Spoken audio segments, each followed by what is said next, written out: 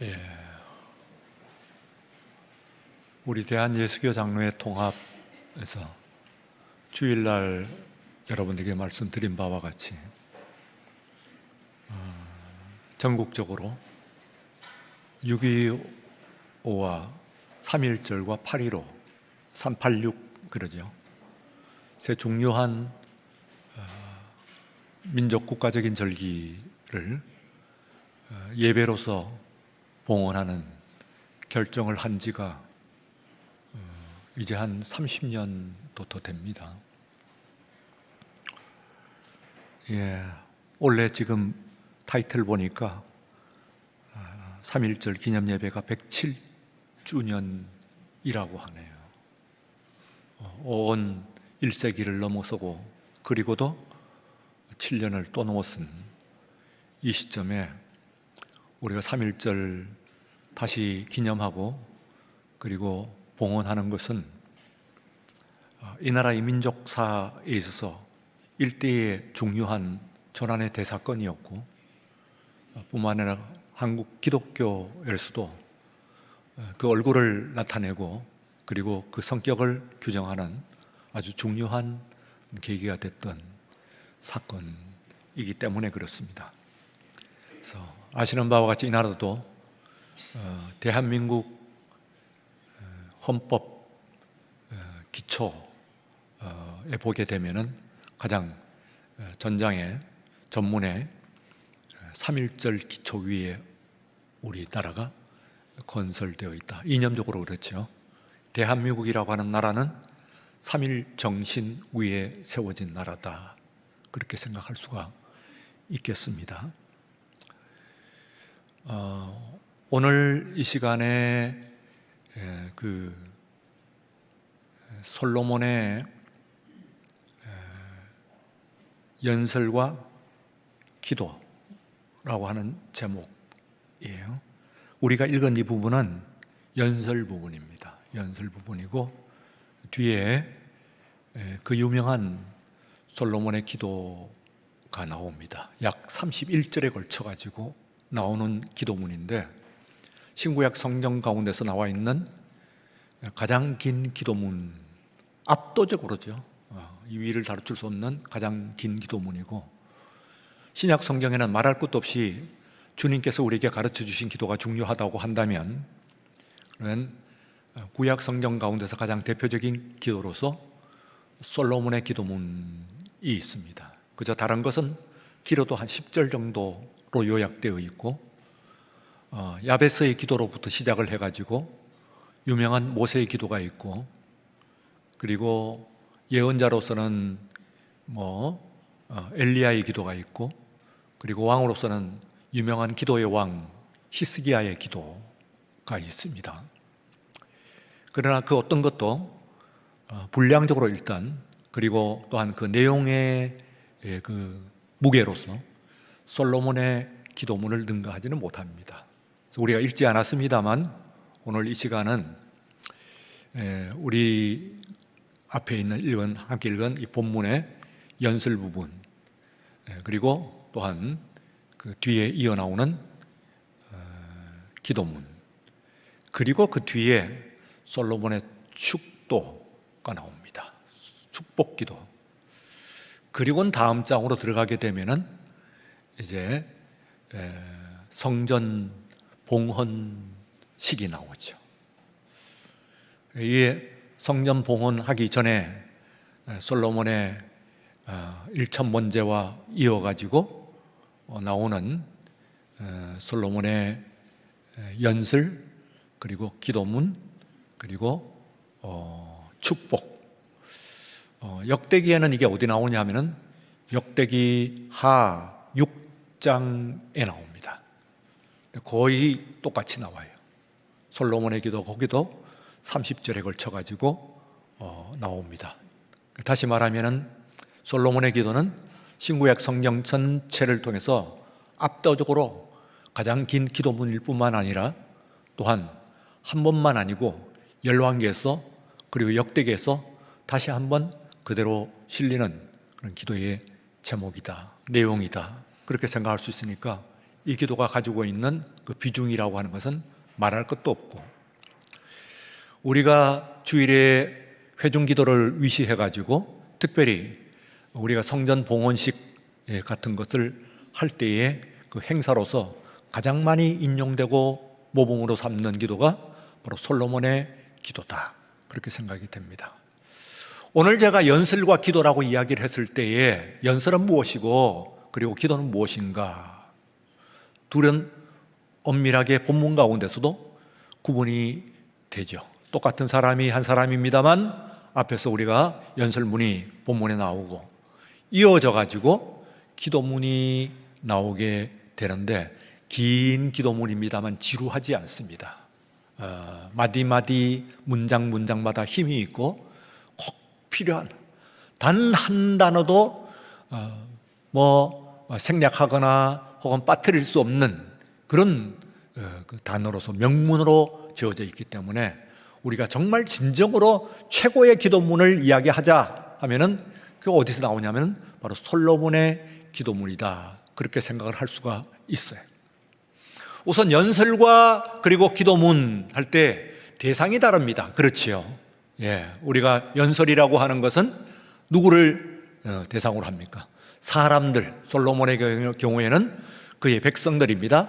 그의 백성들을 향해서 문무, 신하와 그리고 백성들을 향해서 한 기도문이 있고 연설문이고, 그리고 기도문이라고 하는 것은 설명할 것도 없이 기도를 드리는 대상은 누굽니까? 사람들이라고 기도하는 것은 없지요. 말하자면 하나님께 드리는 기도라고 볼 수가 있습니다.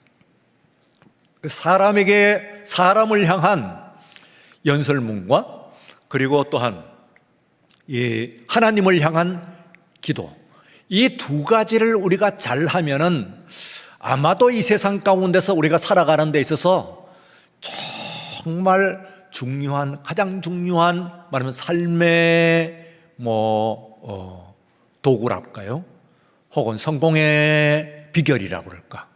이걸 두 가지를 가진다고 그렇게 생각할 수 있습니다. 상당한 지식과 상당한 식견을 가지고 있으면서도 연설하라고 그러면 연설은 열에 하나도 제대로 잘 못합니다.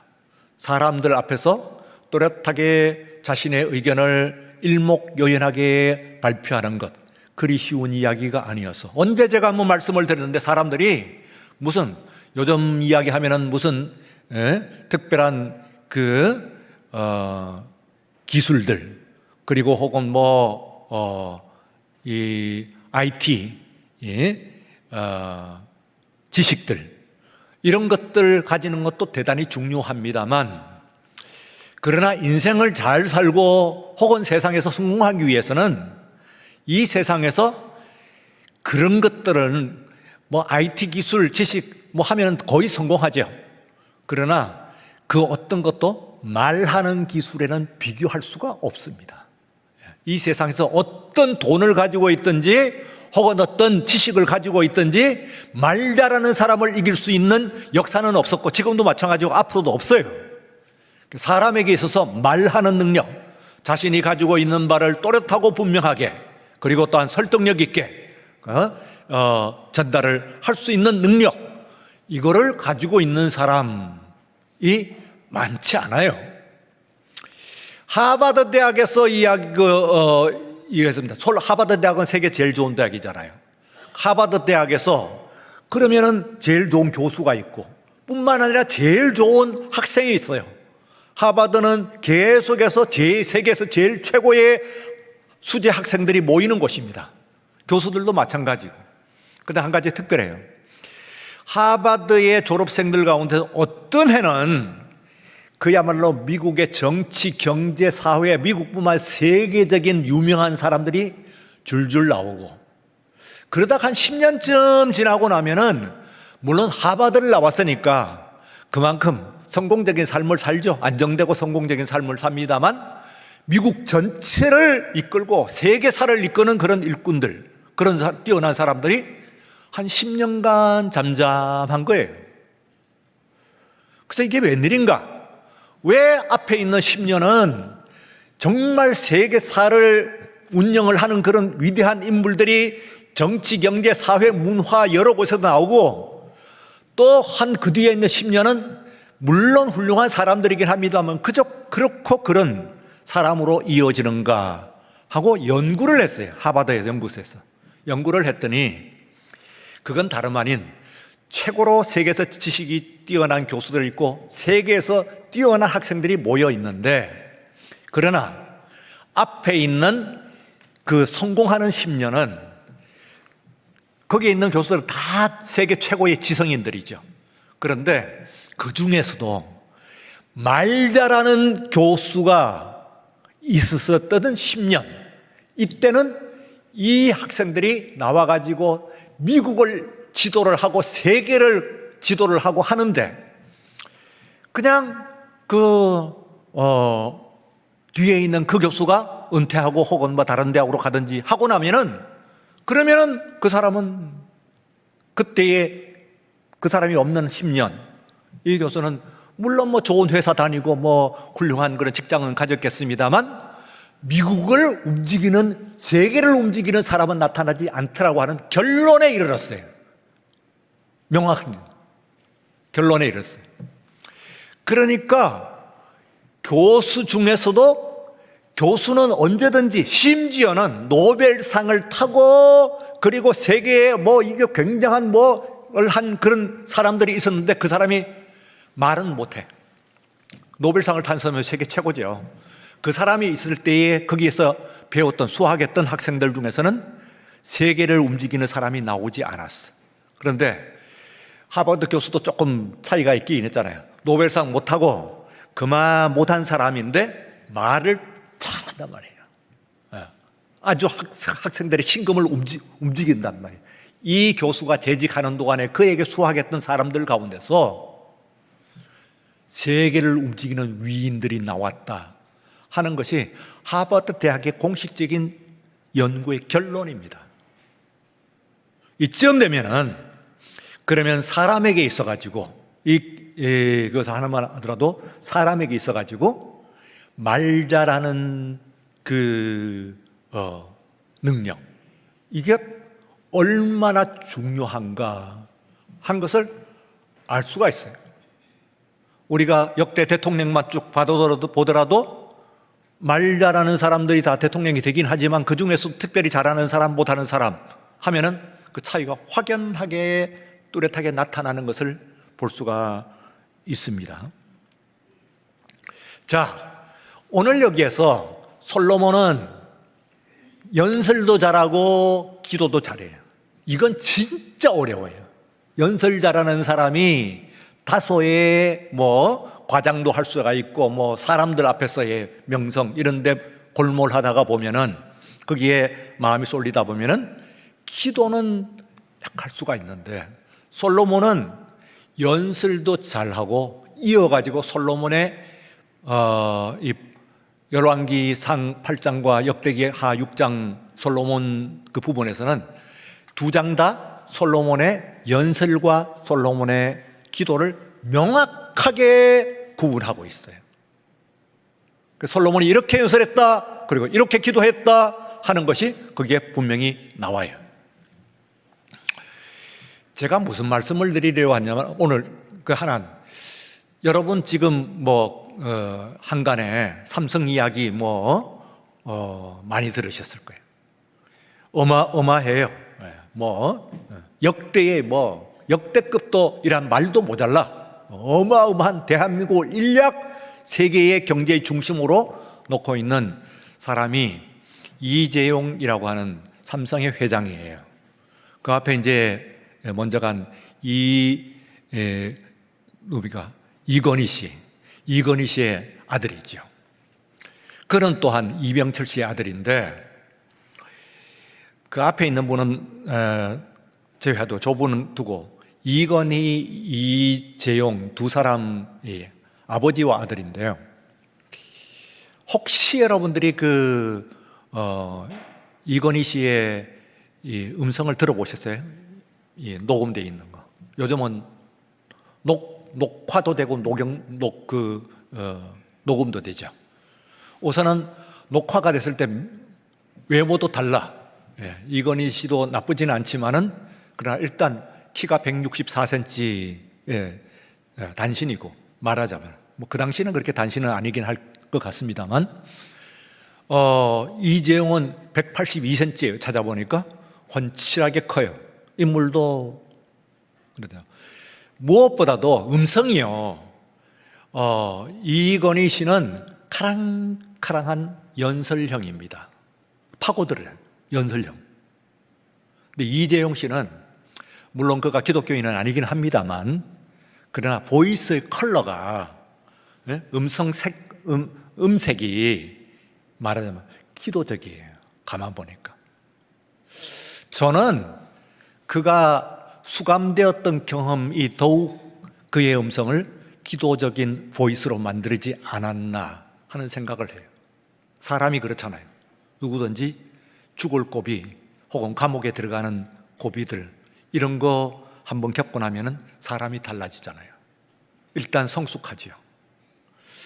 그래서요, 이건희 씨의 어록은 굉장히 많이 남아 있습니다. 하고 뭐만 바꾸고 다 바꾸라 이런 이야기를 위시해가지고 굉장히 수백 개가 남아 있어요. 굉장히 선포적이에요. 이래라 저래라 이렇다 이러면서 이제 나오는데, 이재용 씨는 굉장히 조심스럽습니다. 가만 보세요. 소리도 음성이 포근하고 부드럽고 상당히 기도적이라는 생각을 제가 해봤어요. 상당히 기도적이다. 아버지는 프로클라마티브하고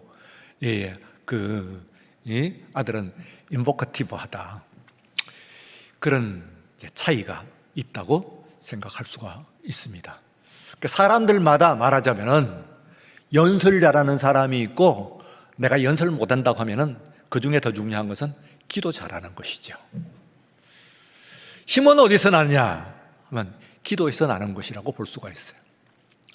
우리 3.1절 107주년이라고 하는데요, 이때에 우리 조선에, 그때는 이제 나누어지기 전이니까 반도에, 전체에, 삼천리 반도에 전체 인구가 한 1,700만 명 정도라고 추산을 해요. 1,700만 명. 그때의 전체 세계 한반도의 인구가. 근데 그때의 이 개신교 인구가 20만이 조금 안 됩니다. 그래서 퍼센티지로 보면 2%도 안 되고 1.5% 조금 넘어요. 1.5% 정도의 인구 비율을 갖고 있어요. 이 33인만 생각하면은 33인 혹은 48인 이렇게 나오죠, 그죠? 알죠? 우리 33인. 그리고 뒤에 이제 서포터하고 실제적인 더 중요한 역할도 했다고도 이야기하는 48인 이렇게 있는데, 이 33인을 보게 되면은 거기에 기독교인, 이때는 개신교인이죠, 이 16인, 그리고 천도교가 15인입니다. 그리고 불교가 2인 이돼 있죠. 이 천도교라고 하는 것은 아시는 바와 같이 그전에는 동학이라고 하는, 그러니까 서양의 종교와 서양의 문물을 반대한다고 하는, 외세를 반대한다고 하는, 곧 서학에 반대한다고 하는 말로서 동학이라고 하는 말인데, 이게 뒤에 이제 손병희라고 하는 사람에서 천도교라고 하는 이름으로 그때 바뀌었어요. 이 천도교가 그 당시에 얼마가 되었냐 하면은 굉장히 맹위를 떨치고 있었어요. 300만에 이르른다고 그러니까 어마어마하죠. 1919년 당시에요. 김인년 당시에 300만 명 무려 이르는 거예요. 그럼 이제 불교가 2인, 거기에 한용운이 있고, 그 다음에 우리가 주목을 해야 되는 것은 전국적인 가장 오랜 기반을 가지고 있는 유교가 거기에 포함이 되어 있지 않고, 또 100년 먼저 이 땅에 발을 디딘 천주교가 거기에 포함이 되어 있지 않습니다. 그러면은 우선 그 구성으로 보면은 가장 많고, 그 다음에는 그 사람들의 출신 지역을 비교를 하는 도표를 봤어요. 보니까 평안도가 10명, 충청도가 8명, 경기도가 서울이 6명, 그 다음에 나머지는 1명, 2명, 1명, 2명 뭐 이래요. 그럼 무슨 얘기냐 하면은 서울을 중심으로 하고, 서울은 뭐 서울 경기는 말할 것도 없지만은 가장 많은 그 대표자들을 보게 되면은 가장 많은 사람들은 그 평안도예요. 왜 평안도냐 하면은 그 당시에 한국 개신교의 인프라가 어디에 있었냐 하면은 평안도에 있었습니다. 그래서 우리가 장로의 신학대학교의 전신을 평양신학교 그러잖아요. 저 총신대도 마찬가지고 평양신학교 자꾸 그러는데, 그 마포 삼열 목사가 지은 그 평양신학교, 거기에 이제 나온 그것이 원조예요. 한국 기독교 신학의 원조라고 이야기할 수가 있던, 교회의 원조라고도 볼 수 있고, 그렇기 때문에 평양 혹은 선천 뭐 이 등지를 중심으로 해가지고는 한국의 조선의 예루살렘이라고 그랬잖아요. 많은 사람들이 모여요. 뿐만 아니라 48명 이야기하는데, 48명, 그 사람들 포함해서 48명 이야기하면은 절반이, 48명의 절반이 개신교인이에요. 기독교인이에요. 그리고 이제 독립선언 낭독이 나옵니다만, 이 독립선언 안에 있는 내용이 기독교적이에요. 우선 거기에 우선 국제 정세를 읽는 눈, 이 눈이 기독교 아니면 그 당시에 1919년 당시에 이 조선 반도로 들어올 수 있는 눈이 없어요. 기독교를 통해 가지고 세계 정세를 읽는 눈이 들어온 거예요. 거기다가 기독교 정신인 비폭력 무저항, 이게 다른 데서는 예를 들어서 신채호의 무슨 조선혁명 선언 이런 것을 보게 되면은 모든 것들은 다 무장혁명이에요. 3.1운동을 제외하고는 다 무장혁명을 이야기하고 있어요. 이건 비폭력 조항을 이야기하고 있다고 하는, 이것은 기독교, 물론 그 앞에 있는 사람들은 얘기하면서 인도에 간디가 있지 않냐 그런 이야기를 합니다만, 그 간디조차도 영국 가가지고 공부하면서 배운 거죠, 그게. 그래서 비폭력 정신, 오늘 찬송했는데 기독교의 십자가의 정신, 짐으로써 이긴다, 죽음으로써 생명을 얻는다 하는 이런 정신, 이것이 바로 3.1 정신에 나타났다, 그렇게 생각할 수가 있습니다. 근데 문제는 한 가지, 오늘 여기서 우리가 지적해야 되는 문제는 아쉬운 것이죠. 물론 그것을 하기 위해서 또 다른 종교들, 거국적인 그걸 일으키기 위해서는 천도교와 그리고 불교와 할 수만 있었다면은 유림과 다른 이렇게 손을 잡고 거국적으로 일어나기를 원한 것은 충분히 이해할 수 있지만은, 그리고 그것을 위해서는 기도라고 하는 것을 따로 내세울 수는 없죠. 그렇긴 하더라도 그 앞뒤에 말하자면 남아있는 기도문이 남아있으면, 우리가 별도로 하더라도 3.1 운동 안에서 네트워크가 됐을 때 잡아서 일본 헌병들이 이 3.1 운동 이후에 잡아들인 사람들의 인물의 55%가 목사거든요. 목사장로거든요. 그게요. 그러면 그들이 생각할 때는 이건 기독교 운동이다, 이렇게 이해를 한 거예요. 백오인 사건 이런 거 보면은 다 기독교인들이에요.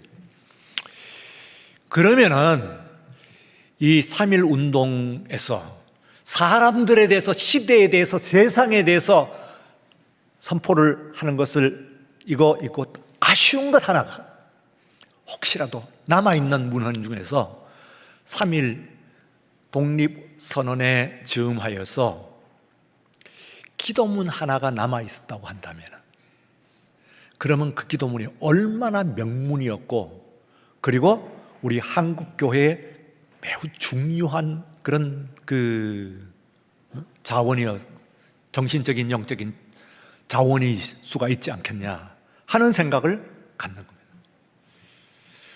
그래서 여러분들이 오늘 제가 말씀드린 여러분들의 가문이나 혹은 기도문을 남기는, 기도문을 내가 내 집에, 그리고 내 회사에, 내 공동체에 기도문을 남기는 이 운동, 이것이 너무 중요하다. 그래서 솔로몬의 기도문을 한번, 그 뒤에 우리가 본문은 너무 길어가지고 31절에 해당하니까 너무 길어서 제가 오히려 또 여러분들에게 맡기는 거예요. 여러분들이 읽으시라고. 그런데 이 기도문은 다른 기도문이 10절이 넘지 않아요. 어떤 그 기도문도 10절이 넘지를 않아. 물론 주기도문을 제외하고는 10절이 넘는 기도문이 없어.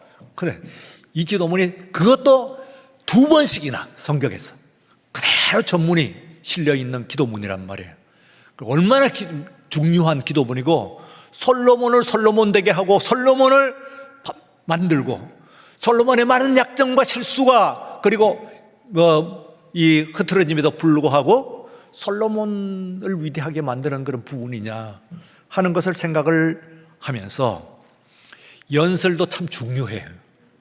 연설 잘하는 건 말 잘하는 능력. 그러나 하나님께 말 잘하는 능력은 조리 있다고 하는 것이 아닙니다. 조리 없어도 좋아요. 뭐를 해요? 신령과 진정이라고 하는 것이 있어요. 하나님께 예배하는 자는 신령과 진정으로, 영과 진리로 예배할지니라. 그래서 여러분들이 오늘 여기서 내가 세상적으로 그런 능력, 이런 지식도 갖고 있고, 무슨 학위도 갖고 있고, 나아가서 오늘 제가 강조를 한 말 잘하는 능력, 그것도 가졌으면 좋겠지만, 그거 못 갖고 있어도 오늘 이 시간 저와 여러분들은 하나님께 기도하는 능력은 모두 받으시기를 축원합니다. 기도할 때 기도가 유창한 기도, 물론 그러면 좋지요. 더구나 앞에 나오고 대표 기도를 할 때는 그럴 필요가 있어요. 그렇지만은, 그래서 제가 쏘라고 그래요. 앞에서 기도 잘하는 건 알지만은 이 앞에 나와가지고 그냥 기도문 없이 하지 마세요 하는 간곡한 부탁을 몇 번에 걸쳐서 제가 드린 것 같은데도 그냥 나오시는 분이 가끔 있어요. 근데 그만큼 자신이 있으시겠죠. 그렇긴 합니다만 안 돼요. 그건 자신의 기도가 아니거든요. 이거는 딴 사람의 기도를 포함하고 있는 기도이기 때문에 쏘아야 돼요. 반드시 쏘아야 돼요. 쏘아서 읽어야 돼요. 그래야 낭독, 그리고 자기의 음성과 발음과 이 속도와 이런 것들을 신경을 써가지고 온 마음을 다 해가지고 드려야 돼. 왜냐하면 여기서 100명 모였으면 100명을 대표하는 기도거든. 그게 100명을 대표하는 100명의 기도를 하는 거예요. 나 혼자 하고 딴 사람 알아들을 수도 없는 것하고 왔다 갔다 하면 안 되지. 그러나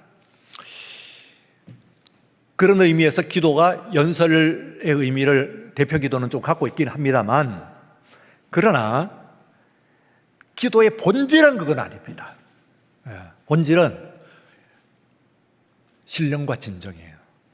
그게 여러분들이, 영은 뭡니까?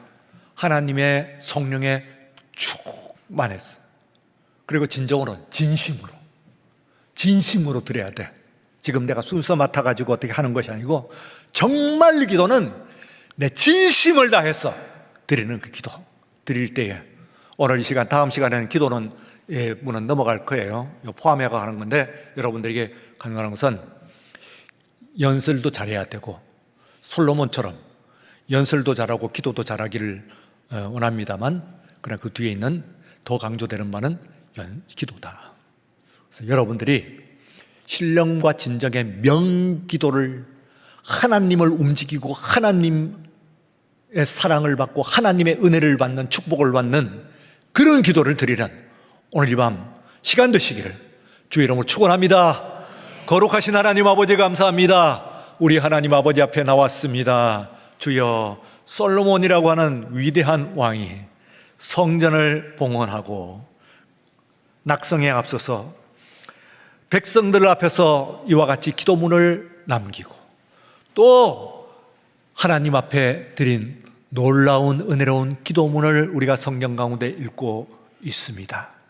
이만 못하더라도 정말 우리의 진심과 신령의 영녀로 가득 찬 오늘 이 시간 예배드리게 하시고 우리가 드리는 기도가 주 앞에 상달되는 주님 귀 기울여 들으시고 응답하시는 기도가 되게 하여 주시옵소서. 오늘 내 가정과 이 위태한 시대와 내 나라와 민족을 그리고 이 세계의 전쟁과 전쟁, 난리와 난리의 소문이 이어지는 이 세계를 위해서 기도할 때에 성도들 주의 자녀들의 기도를 들어 응답하여 주실 줄을 믿사옵고 예수님 거룩하신 이름으로 기도드리옵나이다. 아멘.